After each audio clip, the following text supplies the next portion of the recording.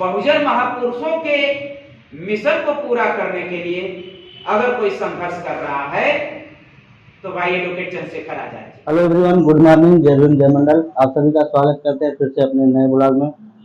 आज हम लोग जाने वाले हैं वाराणसी।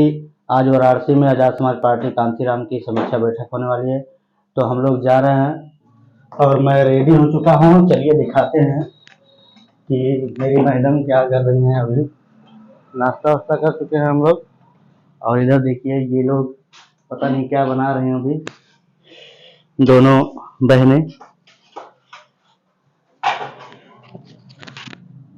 गाड़ी में कुछ कमी थी, उसके लिए गैरेज पे दिए हैं बनने के लिए। थोड़ा सा बस क्लच लूज था। चलिए दिखाते।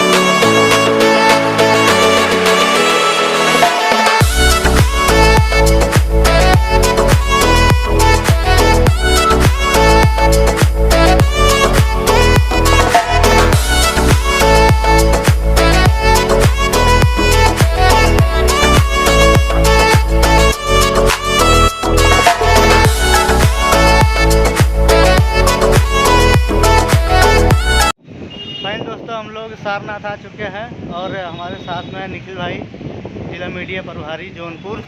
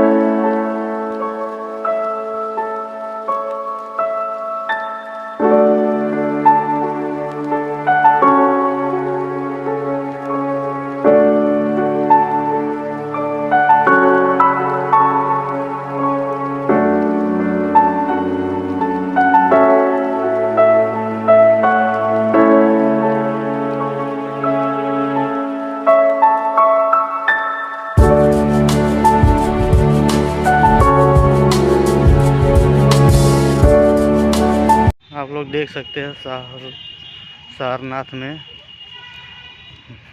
महात्मा गौतम बुद्ध जी की ये सबसे ऊंची मूर्ति है।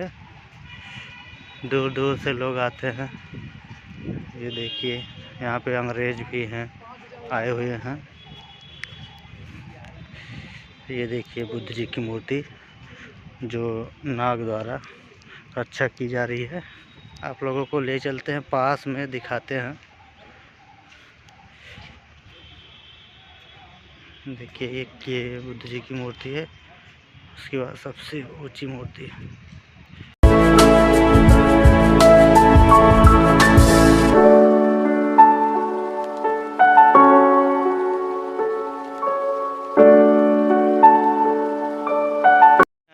यहाँ पर बौद्ध मंदिर थी ये, जिसमें इस पार्क में बाबा बुद्ध जी की सबसे बड़ी मूर्ति है 185 फुट की। तो अब हम लोग दूसरे पार्क में जाएंगे। चलिए आप लोग बने रहे वीडियो में, वहाँ का भी दृश्य आप लोगों को दिखाते हैं।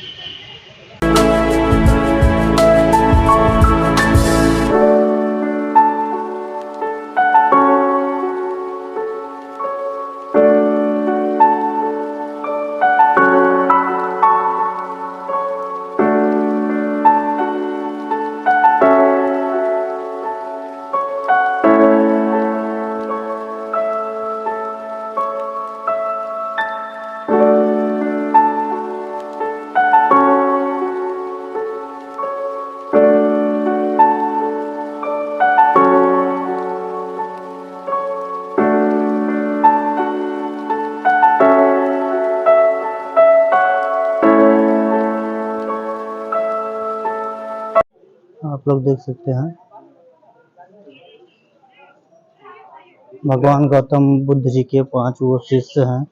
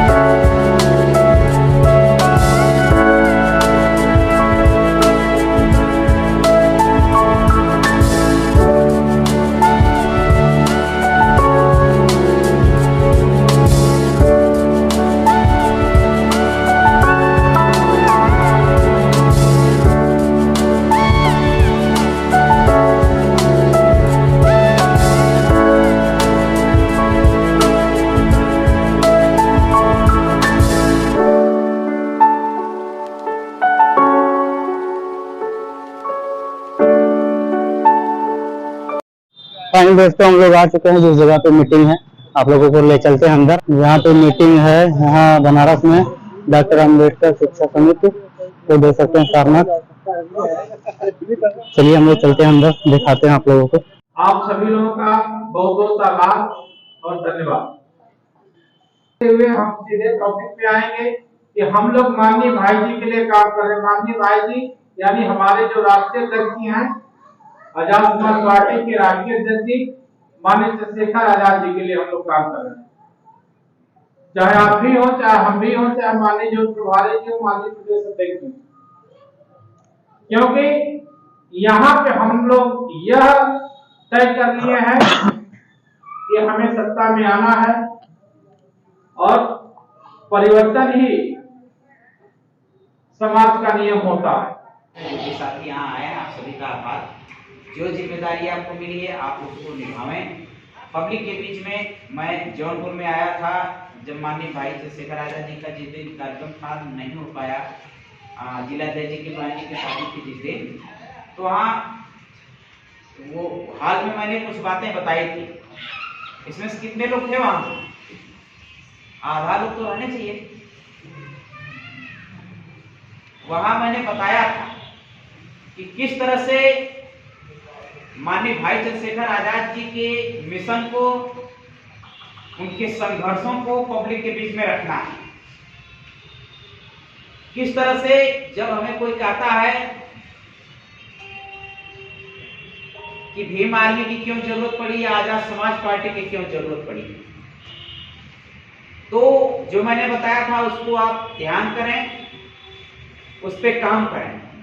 जब तेजी से उस पर आप काम करेंगे, इसलिए जरूरत पड़ी कि जो बहुजन महापुरुषों का मिशन रुका हुआ था, जो हमारे महापुरुषों का मिशन रुका हुआ था, उसको फिर से तैयार करने के लिए, चलाने के लिए माननीय चंद्रशेखर आजाद जी की जरूरत पड़ी। और आज इस देश में एससी, एसटी, ओबीसी, माइनॉरिटी समाज में अगर बहुजनों के लिए या बहुजन महापुरुषों के मिशन को पूरा करने के लिए अगर कोई संघर्ष कर रहा है तो भाई एडवोकेट चंद्रशेखर आजाद जी। इसलिए उनके संघर्ष को देखते हुए हमें, आपको अंदाजा नहीं होगा, 100 से ज्यादा उनके ऊपर मुकदमे हैं, कई बार जेल गए, लेकिन इसके बावजूद भी वो होपलेस नहीं हुए, हतोत्साही नहीं हुए, उम्मीद नहीं छोड़े हमारे अध्यक्ष जी। क्यों? क्योंकि आप जैसे होनहार साथियों से उनको उम्मीद है। और जब आप अपनी जिम्मेदारी को नहीं समझ पाएंगे, जब हम अपनी जिम्मेदारी को नहीं समझ पाएंगे,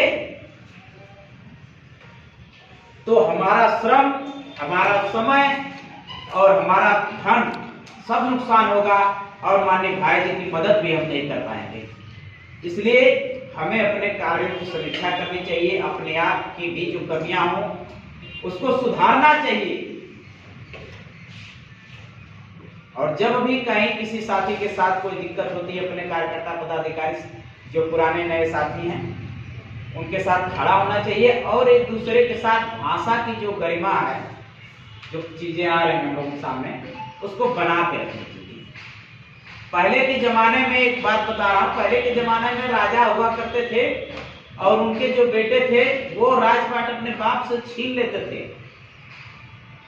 ऐसे भी कुछ लोग कहानियों में हमने सुना है, हम लोगों के अवसर में नहीं रहा, इतिहास में भी है, अपने बाप को से राजपाट छीन लिया करते थे, लेकिन कभी उनको अपने बाप को न तुम कहे, न कभी उनके साथ असभ्यता का व्यवहार किए।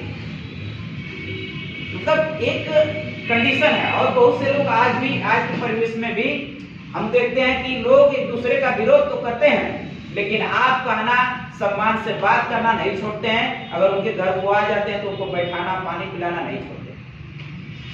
और विरोधी बनना कोई बात नहीं, केवल नीतियों का विरोध होना चाहिए, ठीक है। और कोशिश करनी चाहिए कि सुधार स्वयं से हो, खुद से हो, तभी परिवर्तन आएगा। आप सभी का आभार। जय भीम, नमो बुद्धाय, जय भीम आर्मी, जय भारत।